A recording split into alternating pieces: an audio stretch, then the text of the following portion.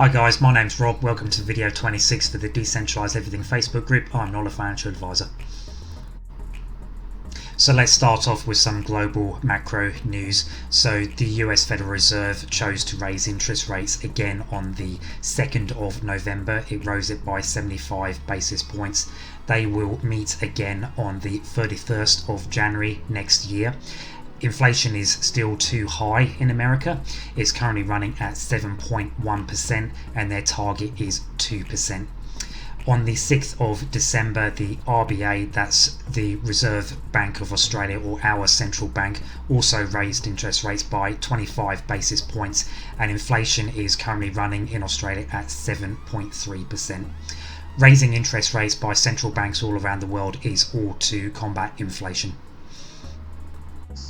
So I wanted to do a video today on the ongoing problem of scammers and hackers throughout the whole digital world. It's no secret that in the last 10 years our lives have become increasingly digitalized. Now that's great because it allows us to connect with people all over the world. However, it's also bad because now the hackers and scammers can target us all individually. And I'm hearing horror stories of once every month of Australians losing $100,000, losing their entire life savings that's been wiped out by one of these very clever scams. So why are Australians always falling victim to these hacks and these scams? Well, number one, Australians are very wealthy when compared to other people around the rest of the world. And number two, we've become way too complacent when it comes to our digital security. We tend to tell people far too much information online.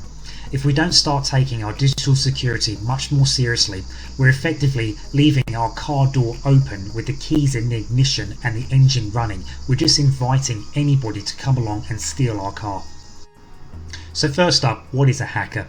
A hacker is a person who possesses very strong computer skills and uses those skills to break into your computer or a network of computers or a server with the goal of stealing personal information for their own financial gain. So how can we protect ourselves against hackers? Some simple methods are simply making sure that our operating system is running the newest version possible. So whether you're using Windows or Apple or Android, go into the settings and make sure that your operating system is the most up-to-date version possible. Another easy way is to use a longer password. Try and put a special character on the end of that password so that it's harder for a hacker to use the brute force method to try and crack that password. And don't use the same password for every single website. And what is a scammer? A scammer is a person who pretends to be someone else. They trick you into handing over your personal information. They then take that personal information for their own financial gain. So here's an example of what I'm talking about. This man in Australia on the 19th of October this year lost approximately $220,000 through a scam. From what I can gather, the scammer contacted him first, so that's always a red flag.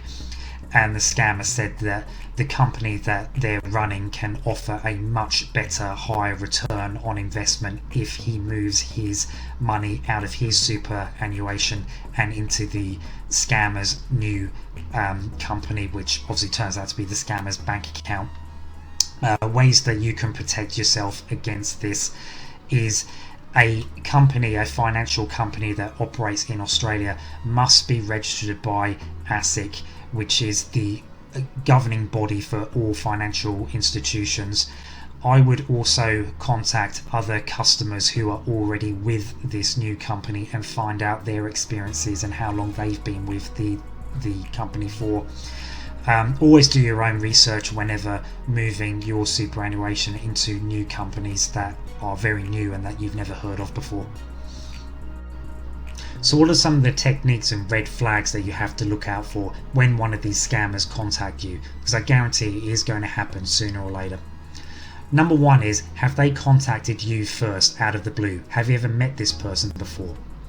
Number two is, are they pressuring you to respond quickly? Are they saying to you that you've got less than 24 hours to respond to this, otherwise the deal is off? Number 3 is, are they trying to entice you by greed? Are they saying to you that our investment company offers 20% return on investment? 20% seems way too high in today's economic environment and sounds way too good to be true. Number 4 is, are they saying, is it risk free? All investing carries with it a certain amount of risk. And probably the most funniest one that I've heard, number 5, is the CEO of the company contacting you? A CEO of a company is hardly going to have any time to contact you personally. That's what their lower managers are all for. So you can apply some of those methods I just spoke about to keep your cryptocurrency safe. The scammers will use social media platforms such as Facebook, Reddit, Telegram. If you ask a simple question related to cryptocurrency on these social media platforms, you really are opening yourself up to being contacted by one of these scammers. Basically, they are after your private key or your seed words. So if you've done the right thing and you've taken your cryptocurrency off of centralized exchanges and you've now put it into a wallet where only you hold the private key to it, that's great. But with those seed words, you've got to keep those seed words written down on a piece of paper. You keep it off of the internet and you never tell anybody what those seed words are. These scammers, they're going to use techniques such as, we're from admin, we're here to help you. All you've got to do is type in your seed words into this website, which is a fake website. As soon as you do that, you've just compromised your entire wallet, and it means that they have full access to that wallet. They will take that cryptocurrency out of your wallet and into their wallet. Another way how they're doing it is, again, enticing you by greed. So they're saying, if you send Bitcoin to this address, I guarantee we will return you 5 more Bitcoin within seconds. This simply is not true. If you send Bitcoin to that address, you're never going to get it back.